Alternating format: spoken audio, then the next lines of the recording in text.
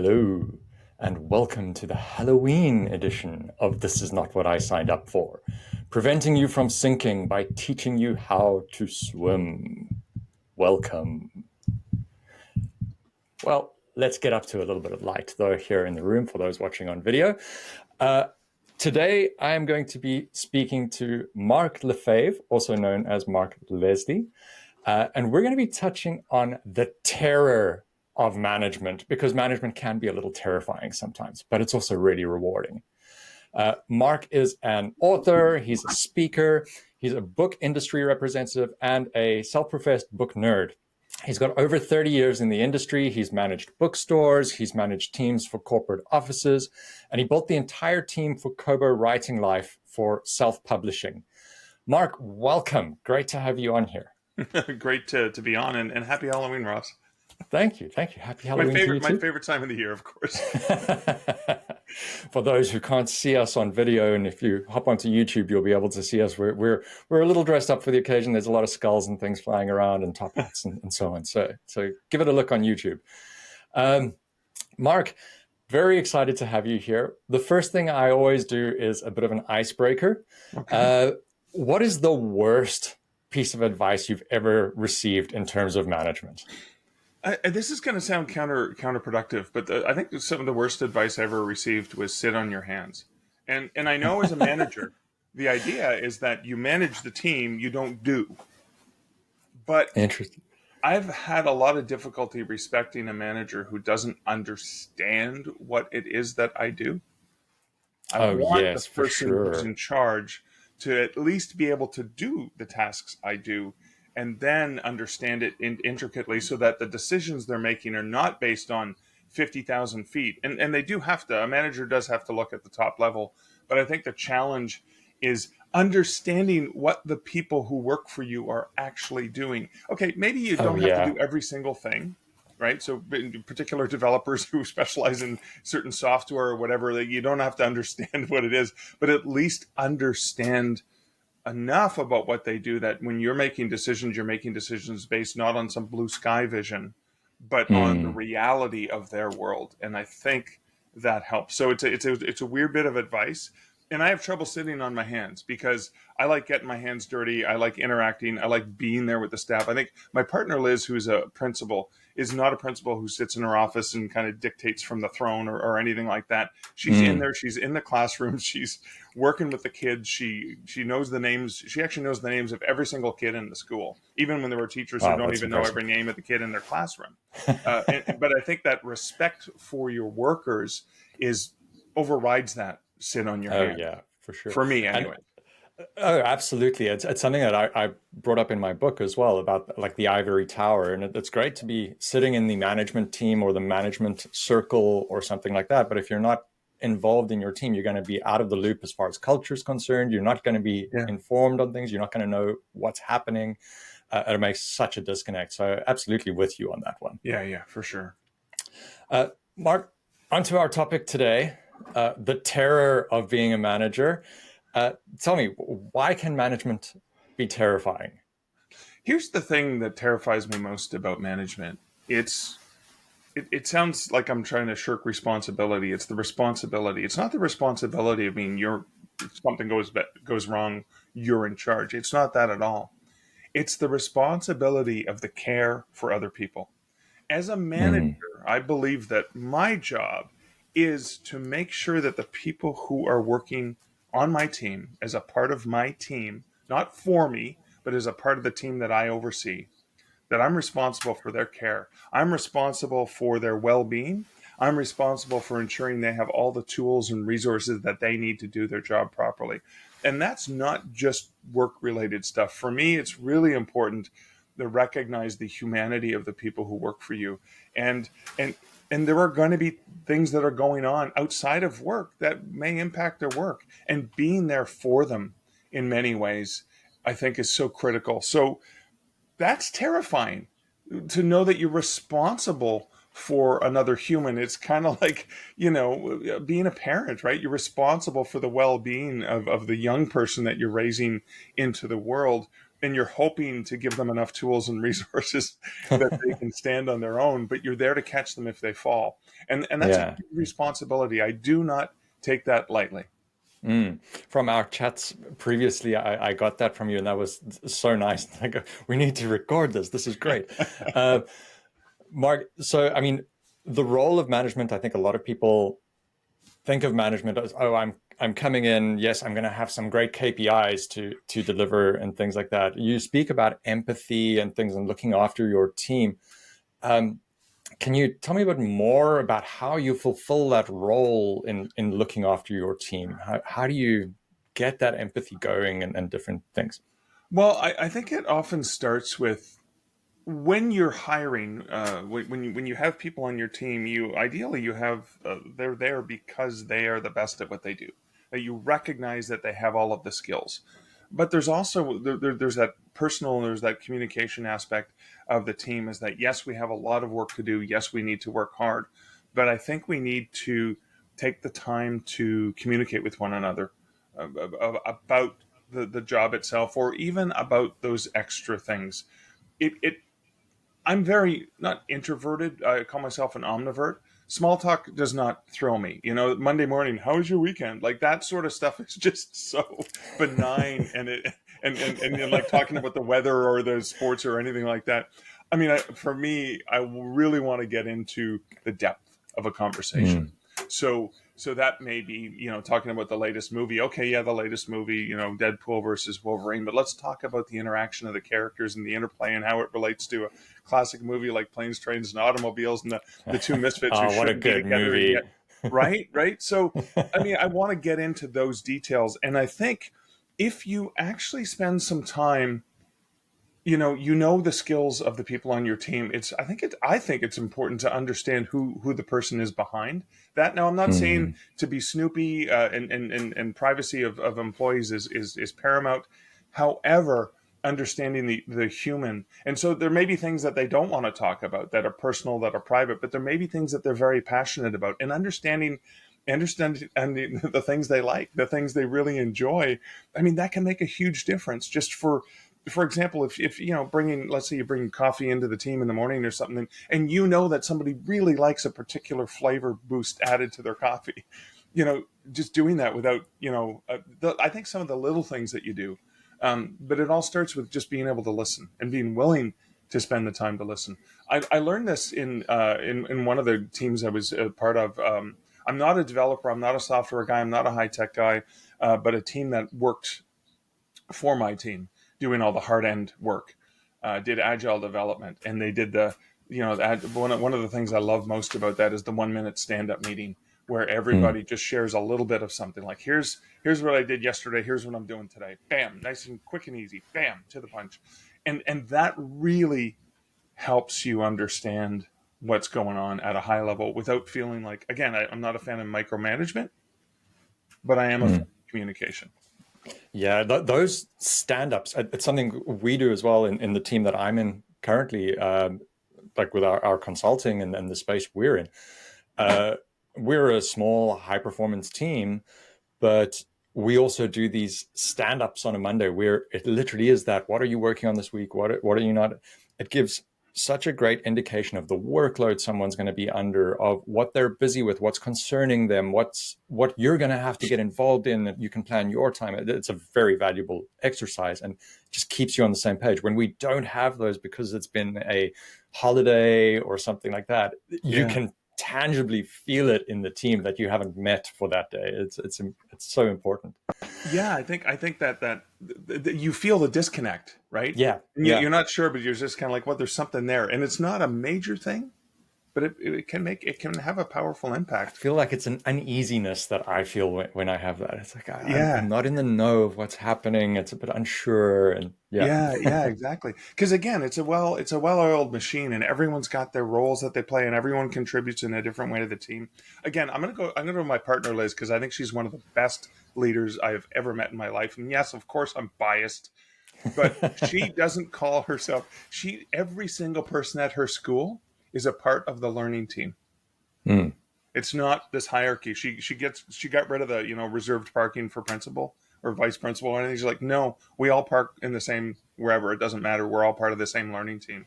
Whether you're the custodian who's coming part time only on the weekends, you're part of the learning team because every single person in that building contributes to the kids are the kids. That's why they're there. Mm. And even parents, they're part of the learning team, right? Because they support the child, they get the child to school, all the Yeah. things. Anyways, I take inspiration from that when I think about my team and the people that work with me. It's not I'm your boss; it's we are part of the same team, and we all have a different function. My function is a little bit different because I have to maybe I negotiate for you on behalf of things that you may need from other teams, etc. But I mean, you can't take that too seriously. Yeah, one of my previous guests actually mentioned like your team as much as perhaps there's the phrase family thrown around, but it's a community that you're in that team, Yeah. and it's got a culture and everything within it. So, Mark, how do you get the right people in that team? You spoke about like hiring a bit there. Let's dive into that a little bit. Part of it is, I mean, a good part of it is their skill and ability. That one of the main things I look for is mindset. And even if the person's skill and ability may not be as good, if they have the mindset Mm. to be able to learn, to be able to listen, to be able to grow, and also if they have the right attitude, I think part of that is also looking at how will their skills benefit the team, but how will their person, who they are, how will that interaction work within the team? Mm. And I mean, in some cases, I'm always looking for that person who is where they're going to grow to, not just bringing them into the team, but they're here, they're going to do this role.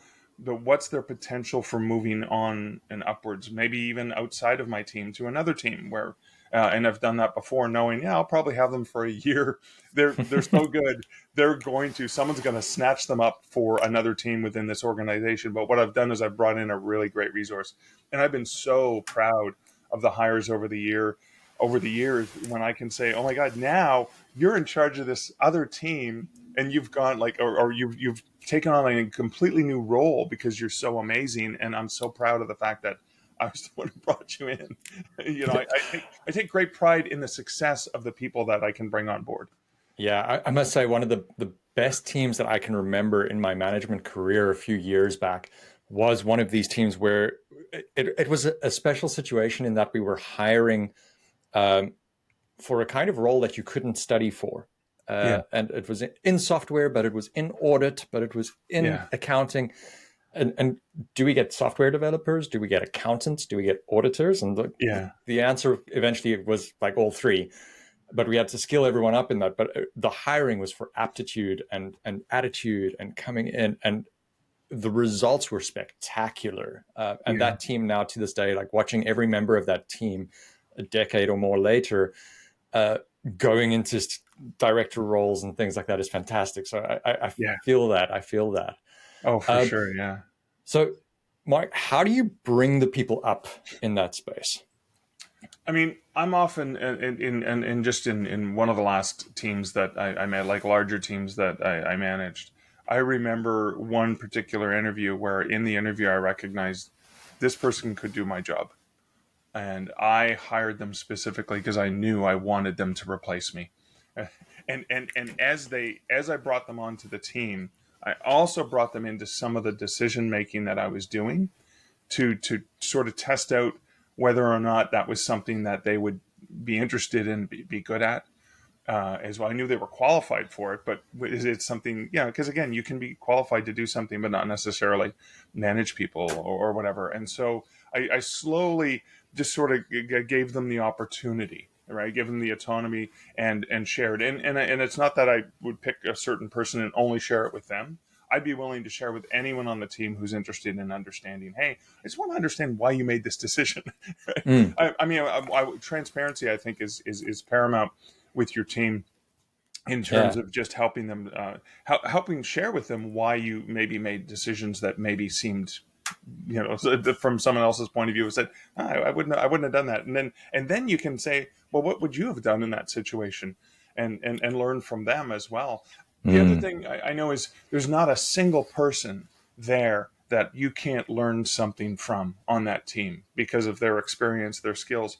But I think purposely doing your best to work yourself out of a position. And I know it sounds wrong. I mean, the last position I was at when I was at Kobo, the last position I was at, I specifically had hired someone because I knew she was way better than me. She was way better than me. She would be a way better manager. She was an amazing person. Her experience, her knowledge, her aptitude, everything was phenomenal. And worked with her, fully knowing I did not want to move up in the company. I was happy with this incredibly powerful team I had built. I had a manager that I knew could move up to that director position. And then once we both felt that she was ready for that, it was kind of like it was my time to take my leave because I was making more money as a writer and I wanted to do independent consulting. And so I, still love the company, still love the team, but I wanted to leave with the team in the best possible hands. And Mm. that was the case. And it was about 2.5 years of nurturing and caring and communicating and working collaboratively that helped, I think, made the transition so much easier because it was like everyone else looked at it and saw, oh, of course, this is the natural person. I've been on board Mm. of directors, for example, where when the president left and we were all like shocked, I was like, no, you built this thing. But then the president said, yeah, but the person who is going to take over the role, and everyone on the board went naturally. It just felt, of course, this is the person because I think it's not just that they have the skill, they have the ability, they have the attitude, and you recognize it. I think it's important that the rest of the team recognizes it too because they Mm. see it day in and day out. And I think that loops around to what you were saying around that being with your team, getting involved, getting like that transparency. All of this, I think, ties into so well, bringing together that team Yeah. and maybe sorting out a bit of that terror of management. Yeah, Um, it's not scary because you're not in it alone. You're all working. I mean, you're all managing. yeah. Everyone's managing. And again, I love when people manage their own, right? Because like you know how to do this. I'm not going to tell you how to do it. I just need you to know what needs to get done or what the end goal is. I hired you because you're the best person to figure this out. And if you need help, I'm here for you. But I'm not going to be, you know, I looking feel over like your that's the most shoulder. beautifully succinct thing to say as someone walks in on the first day. Yeah. That's wonderful. Mark, we're coming up on time. I could carry on chatting about this and working with teams like this for ages. I'm like already, I've got all the people in mind from my previous teams at the moment, and I want to tell stories and all that. But Yeah. um, you know, I think I want to showcase some of the stuff you're working on. You mentioned writing and all of that. So Yeah. uh, give our listeners a little bit of what you're working on, Sure.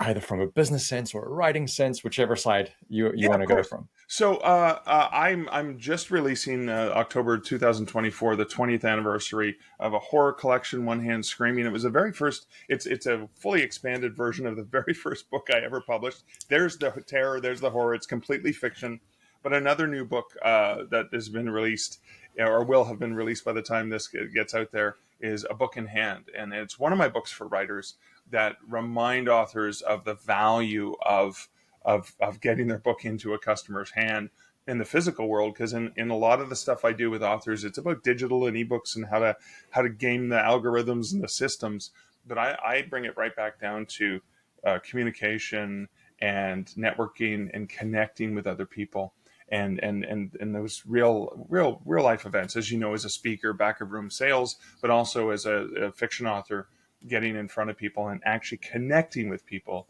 about your books. Because that, again, whether you're managing or whether you're a writer, it's really about the connections, the human connections between people. Yeah, wonderful. And I mean, I can vouch for your skills in this space as well, because back in 2018, I think 2017, when I was working on my book, we connected and discussed a lot of it. And I think a lot of the direction I got was from you, and that was wonderful. I Thank you. think of you very, very fondly for that.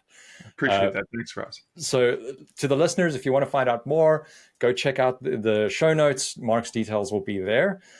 Mark, thank you so much for joining us. This has been wonderful hearing about your approach to this and the terror of management that's not necessarily that terrifying. Thank you so much for coming on board. Thank you, Ross. It was great to chat with you. Awesome. And thank you very much to our listeners. And if you want to hear more like this, please subscribe. We're on your favorite podcast services, and we'll see you soon. Everyone, keep swimming. Thank you for listening. If you liked what you heard, give our guests a follow and hit the subscribe button for plenty more content like this. I've got a book out covering the type of subjects you've just heard, available on my website, thisisnotwhatisiguppfor.com, or over on Amazon. While you're at it, sign up for my newsletter or follow me on Instagram at @RossG_Saunders to get news about blog posts, e-courses, and new episodes as they're released. If you'd like to get me in to speak to your leadership teams or to coach some of your managers, reach out to me via the website or drop me a line over at LinkedIn. Till next time, keep swimming.